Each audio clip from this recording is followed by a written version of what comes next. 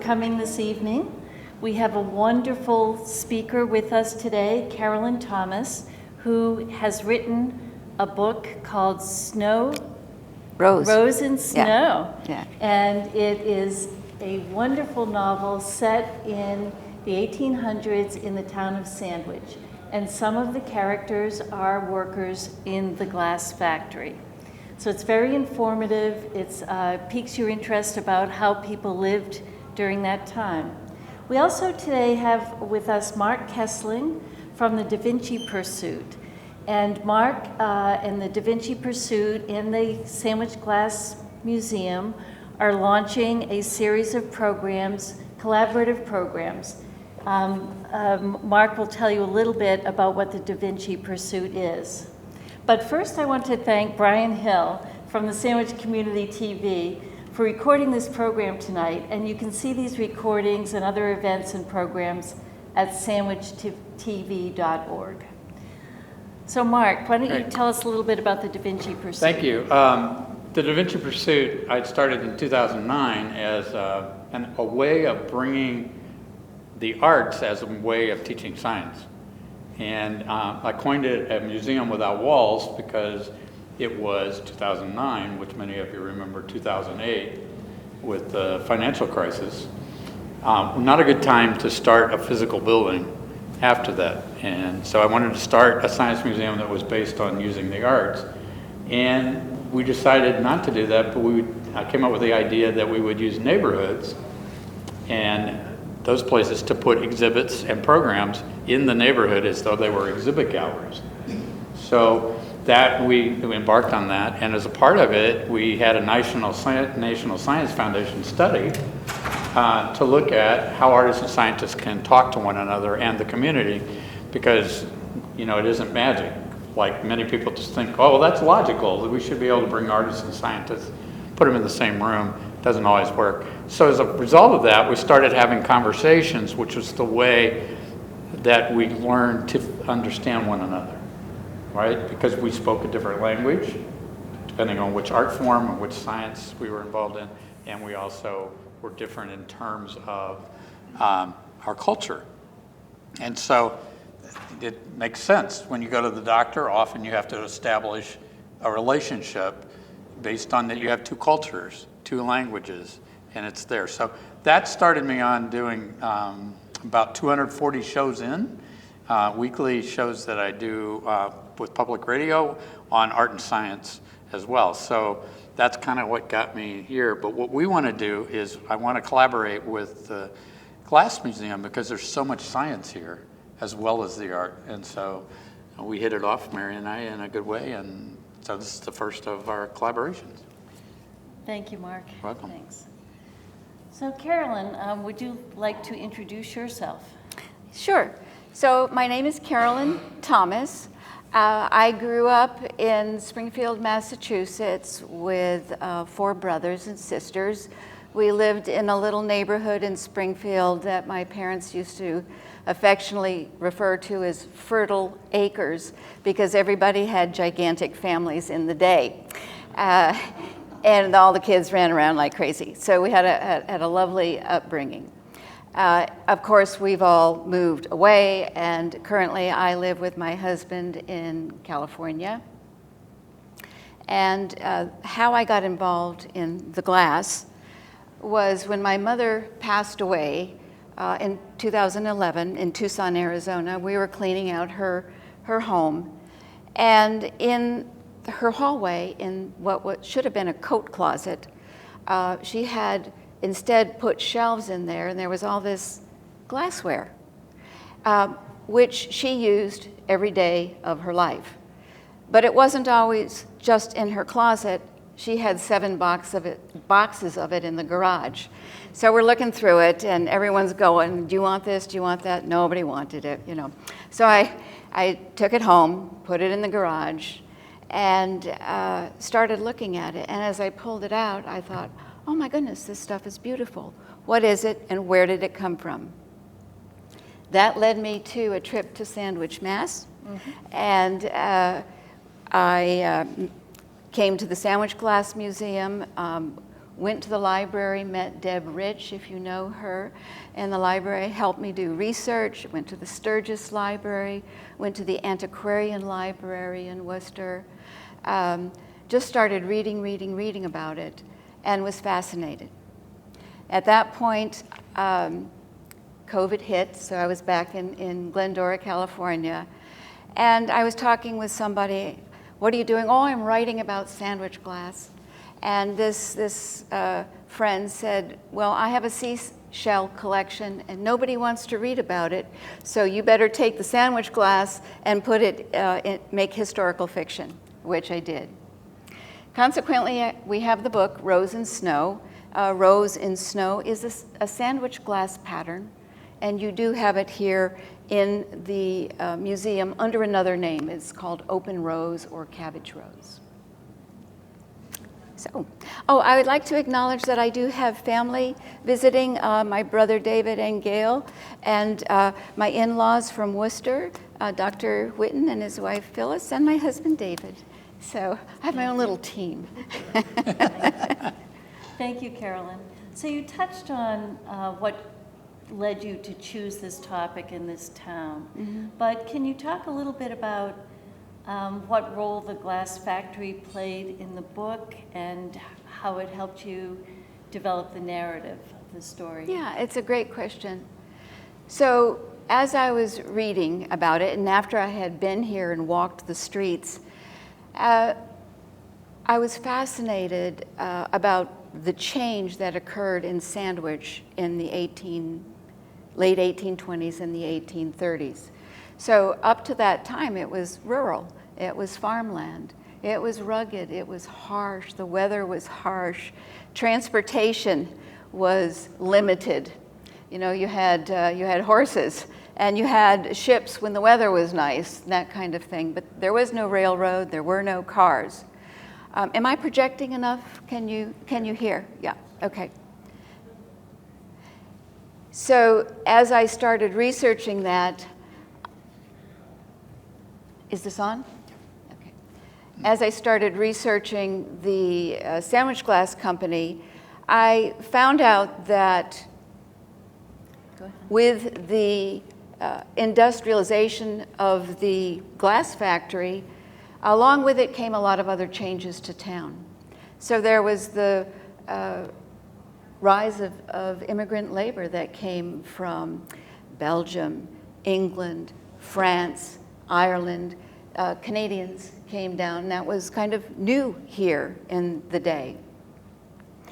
As people began to have more money and resources, it became the rise of the middle class.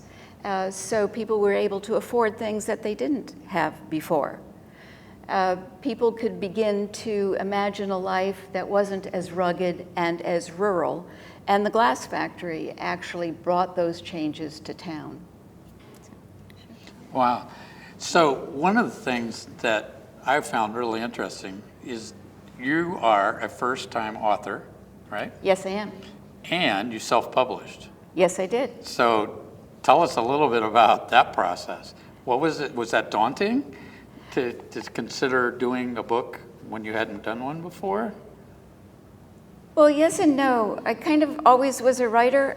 When I was 10, a little girl, other kids would be out playing, and when I wasn't climbing trees, I actually had a story stand in front of the house instead of lemonade stand, And of course, my dad, he'd give me a dime for my story, and I still have a couple of the stories. So I've always kind of been writing.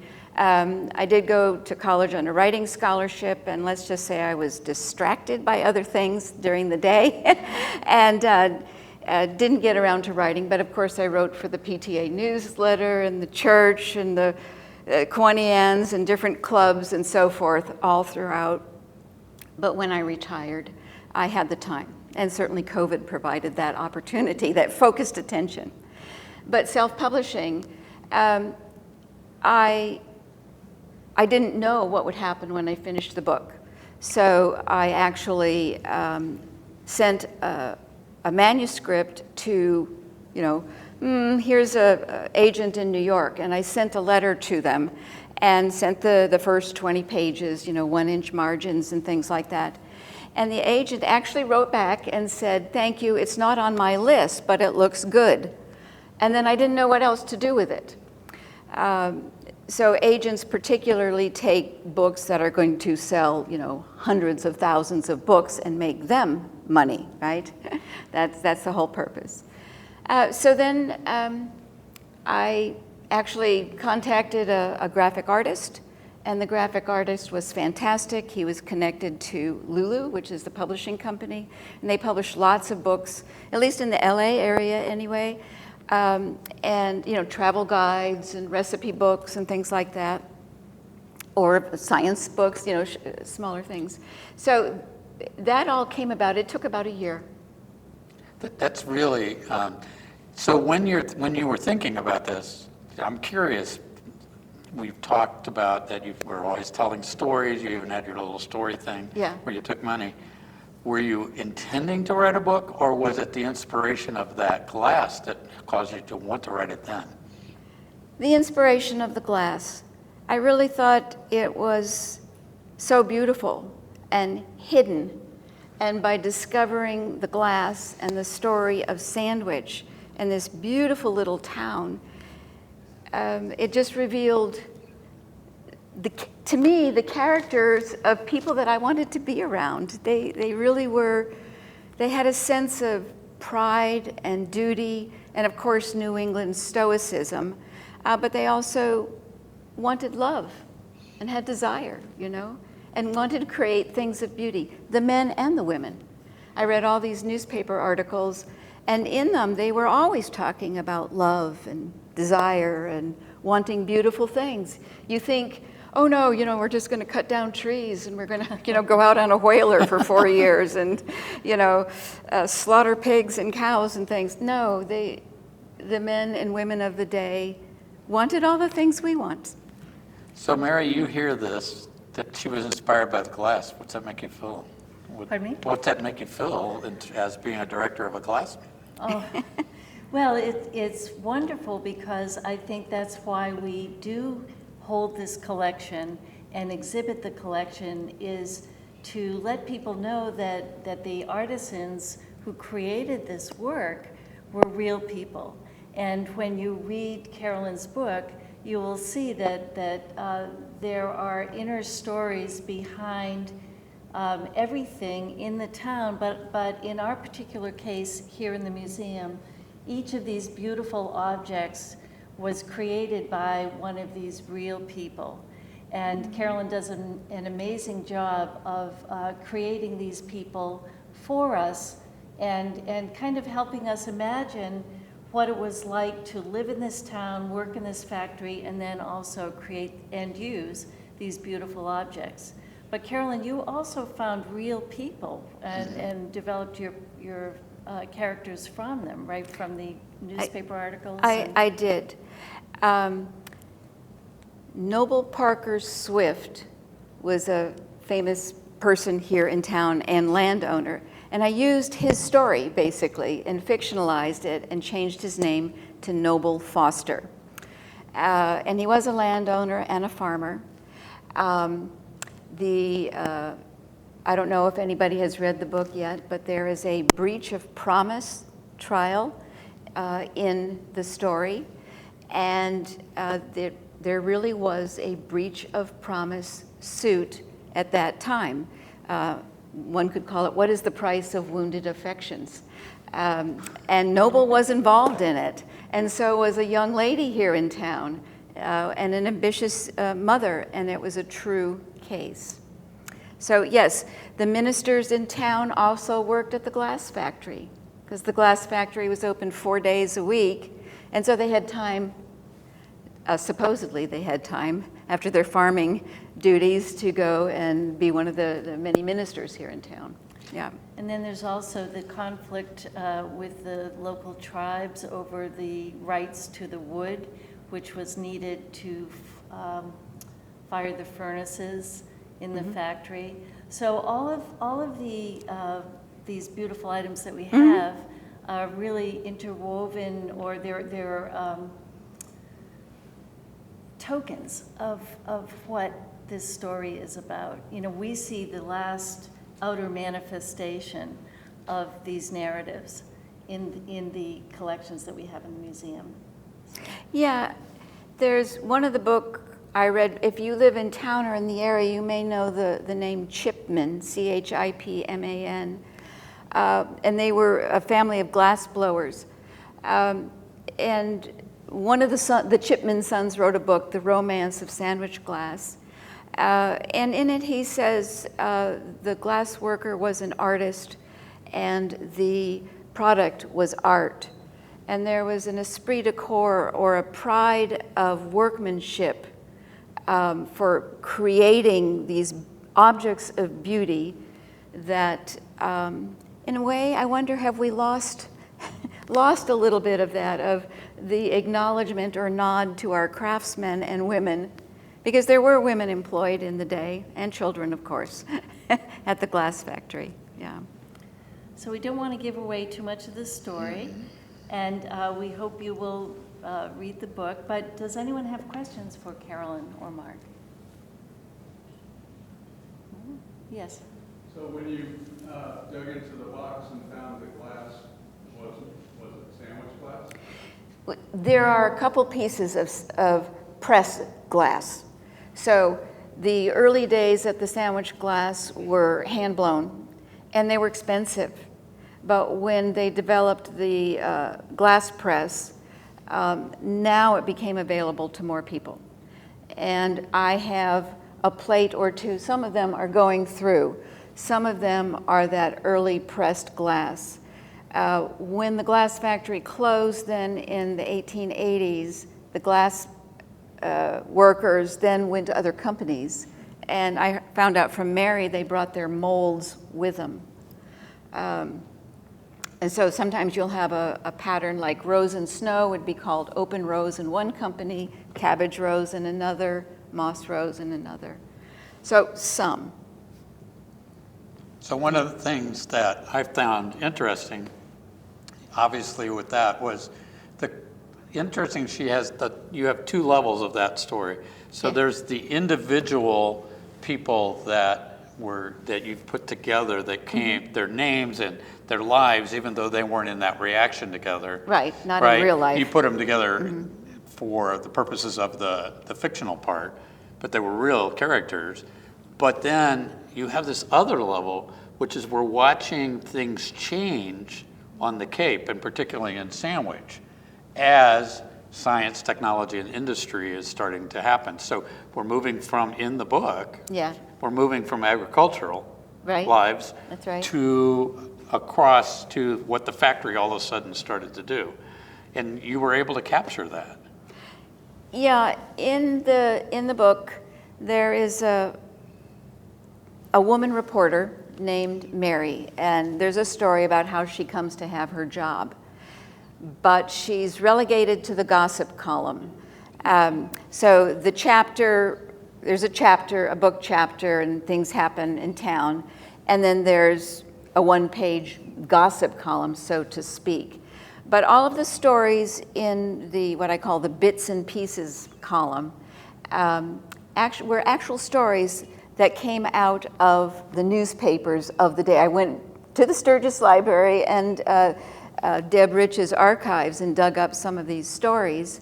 I changed the names to protect the long gone, I guess. But wove some of the incidents, stagecoaches turning over, getting stuck in mud, people falling off their horses, horse accidents, whaling accidents, things like that. So, yes. That's great. Are there other questions that people want to ask? Yeah, Dave? How did your mother come to acquire her collection of glass? That's what we all want to know. The woman of many secrets, right? On my mother's side, there's a lot of, they've been in Massachusetts for a really long time. I have, I'm thinking it was her great-grandmother in great-great-grandmother maybe in the 1860s and 50s maybe that were here in Palmer and West Warren.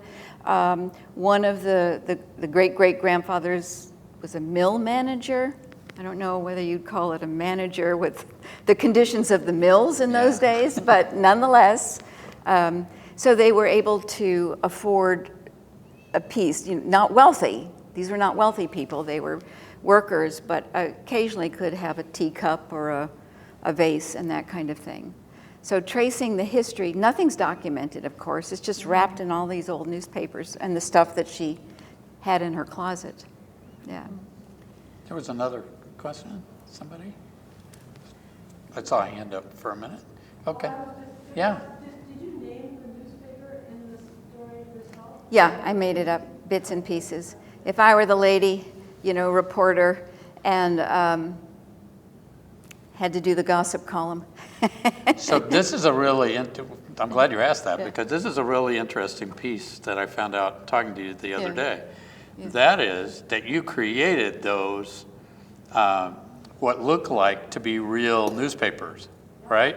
Some of you may not have read it, but when you read through the book, she's got moments of, let me see if I can find one. I could have just hold it up real quickly, where it looks like it's a copy out of a newspaper, right?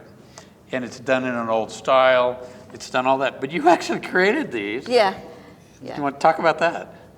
Well, maybe I'm a closet gossip columnist, I think is probably what I am.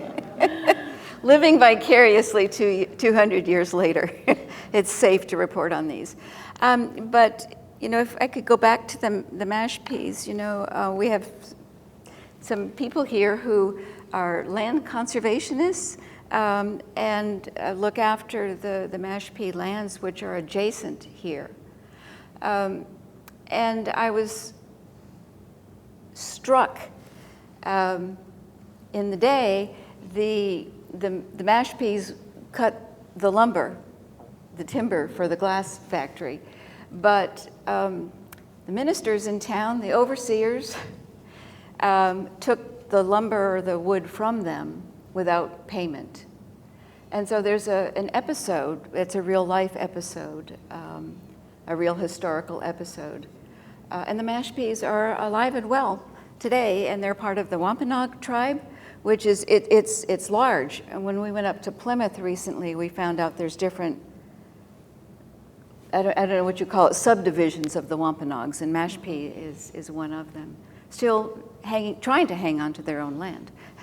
Yeah. And that's what's wonderful about it, Mary? Yes, well, that's what's wonderful about this book is not only narratives like that, but even as after reading the book, walking down Main Street, walking down Jarvis Street, these are the same streets that these people that you wrote about walked, and it's really adds a whole other dimension, to my experience of the town. Well, a lot takes place at what I call the Webster Tavern. People apparently liked brewskis even then. I don't know what you call it, but yes, it was a great meeting place for men and women alike, to enjoy. And that, what was it called, the Fessenden or something at one time?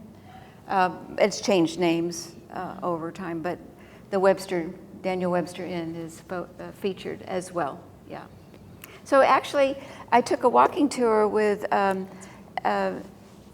Bill Daly, yes, a 90-minute walking tour. So we started at the creek, and he, houses from 1693, on, and they're still standing. People are buying them and living in them, and the original windows are still there. The glass is wonderful. That's a long time ago.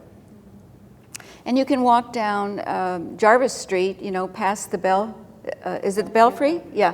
Keep going down, and there's the landmark of the glass factory. One of the slides is here. And yes, on Bill Daly's tour, you do end up at the Belfry bar. A nice tour, yeah.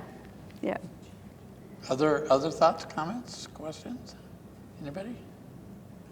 Well, thank you, Carolyn. Thank you so much. much. Thank you, Mark. And welcome. On that note, we should go out and look at the books, Right. have a drink, enjoy yourselves, meet each other, and go around the museum also and take a look, and feel free to ask any questions. Carolyn will be there to answer, myself and Mark.